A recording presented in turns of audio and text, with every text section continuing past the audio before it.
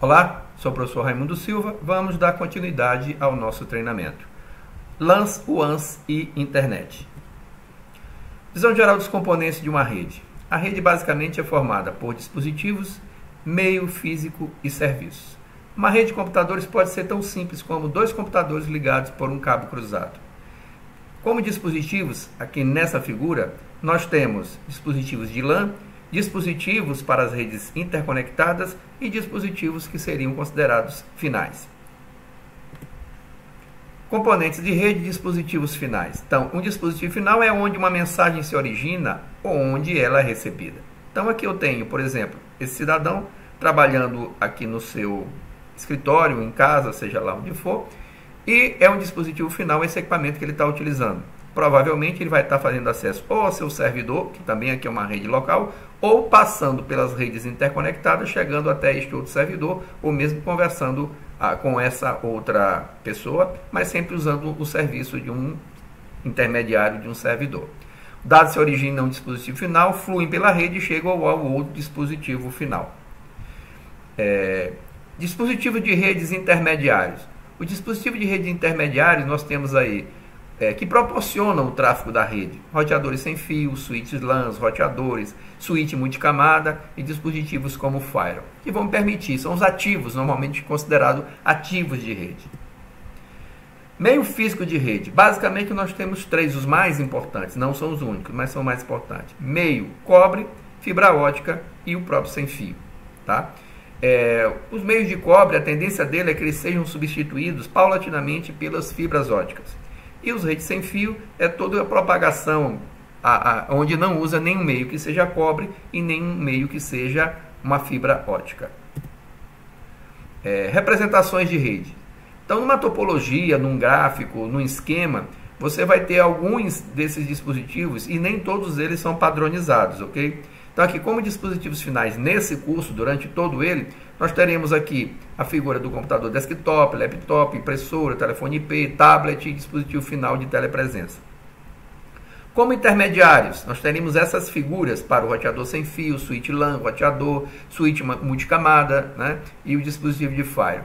E como meios, teremos esses padrões, meio sem fio, meio de LAN e meio de WAN. Lembro que nem todos esses símbolos são padronizados por toda a comunidade, mas para o nosso curso utilizaremos estes símbolos.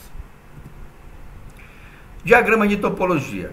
Então nós temos aqui basicamente duas topologias, a topologia física e a topologia lógica. A topologia física, pessoal, é basicamente como você pode ver os equipamentos, os cabos, cabo de fibra ótica, cabo pá metálico, os switches, roteadores. Então, aquilo que você consegue representar num mapa ou mesmo visualizar, faz parte da tua topologia física. Por onde os cabos estão passando, onde ficam os racks, etc. É a tua topologia física.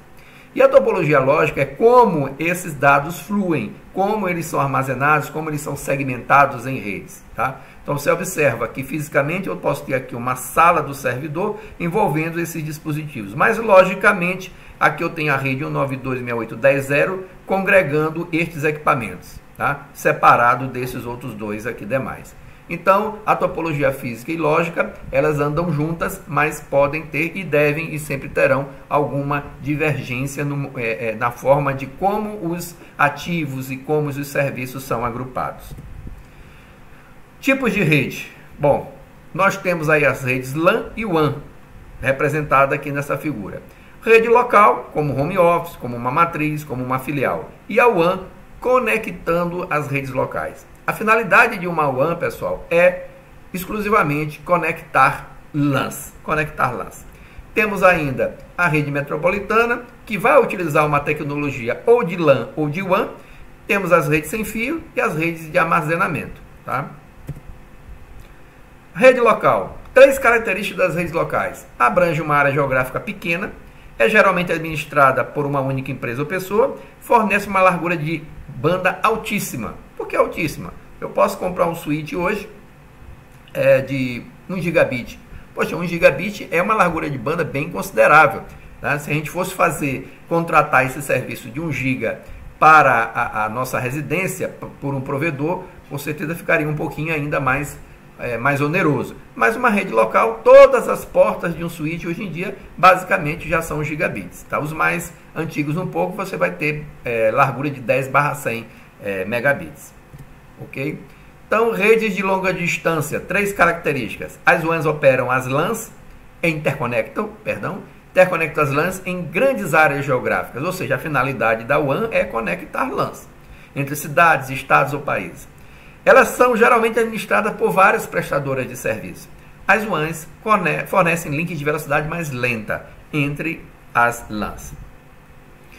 A internet. Bom, a internet é um conjunto mundial de LANs e WANs interconectadas. As LANs são conectadas entre si usando as WANs, como eu já mencionei, né? Que eu teria um grande conjunto de redes interconectadas que faz parte da nossa internet.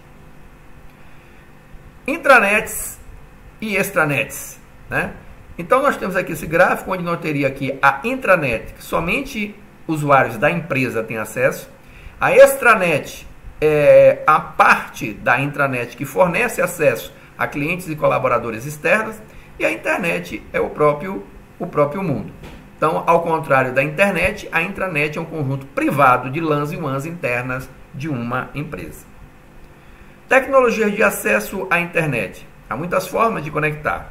Então, serviços populares para usuários domésticos, empresas precisam de conexões mais rápidas, e as interconexões de nível empresariais são geralmente fornecidas por provedores de serviços de alta capacidade. Conexões com a internet para residências e pequenos escritórios. Nós temos conexões a cabo, DSL, celular, satélite, conexão de escada. Conexão de internet de banda larga através de cabo, muitas das vezes é nossa conhecida. DSL, também conexão de internet de largura de banda, também nos é conhecida. O celular se torna um pouco mais oneroso e a largura de banda um pouco não tão disponível como o cabo e DSL, mas também nos é conhecido, até porque nós temos aí nossos 3G, nossos 4G. Satélite é usado mais para ambientes remotos, de difícil acesso, áreas rurais, né? A largura de banda do satélite não é muito grande.